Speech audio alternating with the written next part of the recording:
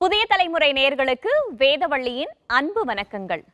வயலெல்லாம் விளைந்திட வாழ்வெல்லாம் உயர்ந்திட புதிய தலைமுறை நேயர்களுக்கு இனிய புத்தாண்டு நல்வாழ்த்துக்கள். புத்தாண்டு பிறந்திட புதுமை புகுத்திட சிந்தனை நிலைத்திட வாழ்வெல்லாம் உயர்ந்திட அனைவரும் முன்னேற்றத்தை நோக்கி செல்ல வேண்டும் என்ற ஒரு வாழ்த்துதலோடு இந்த சிறப்பு நிகழ்ச்சிக்கு உங்களை அன்போடு நாங்கள் வரவேற்கிறோம். 2024ஆம் ஆண்டு எத்தனை துன்பங்களை சந்தித்தாலும் எத்தனை சோகங்களை அனுபவித்திருந்தாலும் வரக்கூடிய 2025ஆம் ஆண்டு நமக்கு மகிழ்ச்சி தரக்கூடிய, சந்தோஷத்தை தரக்கூடிய, உயர்வை தரக்கூடிய ஒரு ஆண்டாக இருக்குமா என்பதுதான் அனைவருடைய மனதில் எழக்கூடிய கேள்வியாக இருக்கும். இந்த புத்தாண்டை பொறுத்தவரையில் 2025ஆம் ஆண்டு உங்களுக்கு எப்படி இருக்க போகிறது, அதே போல தலைவர்களுக்கும் எப்படி இருக்க போகிறது என்பது குறித்த பல்வேறு விஷயங்கள் குறித்து பேசுவதற்காக ஜோதிட கலை மாமணிகள் நம்மோடு இணைந்திருக்கிறார்கள். முதலாவதாக அவர்களுடைய அறிமுகத்தை நாம் பார்த்து விடலாம். கணியரையா வணக்கம், உங்களுக்கான அறிமுகத்தை நீங்க கொடுத்துடலாம். வணக்கம். இனிய ஆங்கில புத்தாண்டு நல்வாழ்த்துக்கள். புதிய தலைமுறை நிகழ்ச்சியை பார்த்து கொண்டிருக்கும் அனைவரும் பல தலைமுறைகளாக வாழ வேண்டும், புதிய புதிய தலைமுறைகள் உங்களுக்கு உருவாக வேண்டும் என்று வாழ்த்தி இந்த புத்தாண்டை வரவேற்கிறோம். ஐயா, உங்களுடைய அறிமுகம். விழுப்புரம் ஜோதிட கலைமாமணி தனபால். புதிய தலைமுறை அன்பர்களுக்கும் நேயர்களுக்கும் புத்தாண்டு ஆனந்த வணக்கங்கள். ஐயா, உங்களுடைய அறிமுகம்.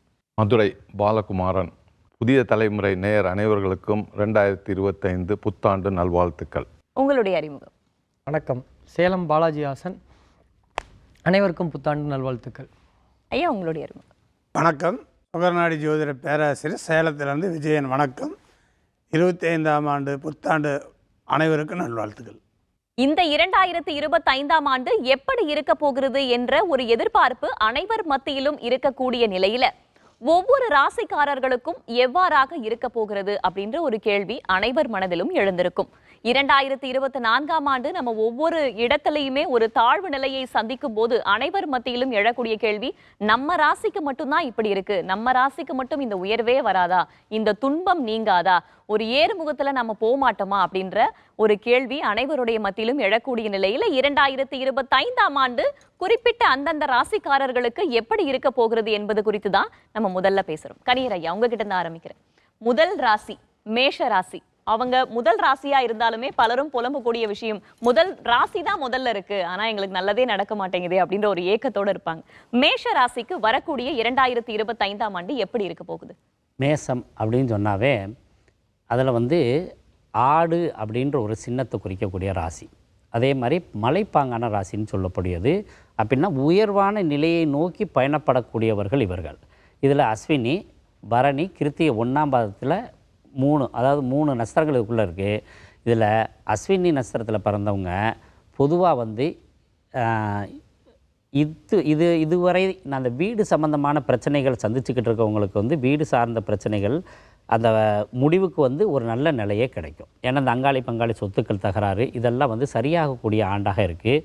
பரணி நட்சத்திரத்துக்காரவங்க ஒரு பொருளை இழந்துட்டோம், இந்த வருஷமாவது அது கிடைக்குமா அப்படின்னு நினைக்கிறவங்களுக்கு கட்டாயம் அந்த இழந்த பொருளை கிடைக்கக்கூடிய வருடமாக இந்த வருடம் இருக்குது.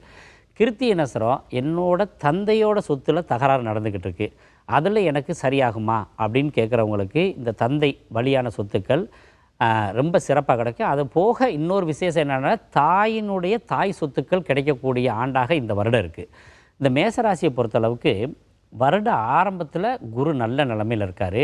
அதனால் இந்த குரு பயிற்சி ஆகிறது வரை நீங்கள் எந்த முயற்சி எடுத்தாலும் வேகமாக எடுக்கணும். வேகமாக எடுத்தீங்கன்னா தான் வின் பண்ண முடியும். அதே சமயத்தில் 12ஆம் இடம் அயன சயன போகஸ்தானம்னு சொல்கிறது 12ஆம் இடம். இந்த 12ஆம் இடத்துல ராகு இருந்தவர் 11ஆம் இடம் லாபஸ்தானத்துக்கு போனதுக்கு பின்னாடி நீங்கள் எந்த காரியம் செஞ்சாலும் வெற்றி கிடைக்கும். அதே சமயத்தில் விரயச்சனியை ஆரம்பிக்குது. இந்த விரயச்சனியில் என்ன செய்யக்கூடாது அப்படின்னு கேட்டிங்கன்னா, முதல்ல தொழில் ஆரம்பிக்கக்கூடாது. ஆனால் திருமணம் வாய்ப்பு உண்டு, குழந்தை பாக்கியம் சம்பந்தமான வாய்ப்புகள் உண்டு. பூர்வ புண்ணிய ஸ்தானம்ன்றது 5ஆம் இடம். 5ஆம் இடத்துல கேது உட்கார்றார். அப்போ இந்த கேது உட்காரும்போது பூர்வீகம் சம்பந்தமான விஷயங்களில் அதுவாக கிடைக்கிறதட்டிக்கு வெயிட் பண்ணுங்கள்.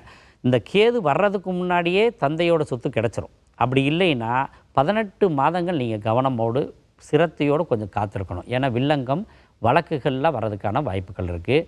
அதனால் அந்த விஷயத்தில் நீங்கள் கவனமாக இருங்க.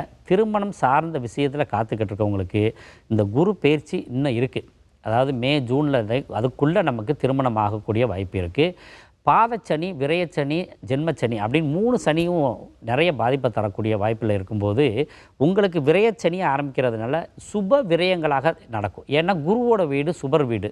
அப்போ உங்களுக்கு சுப விரயங்கள் ஆரம்பிக்குதுன்னா திருமண வாய்ப்பு கைகூடி வரும்.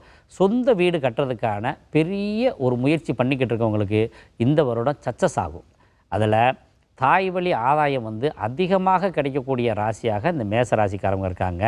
நெற்றியில் ஒரு சின்ன காயம் இருக்கும்.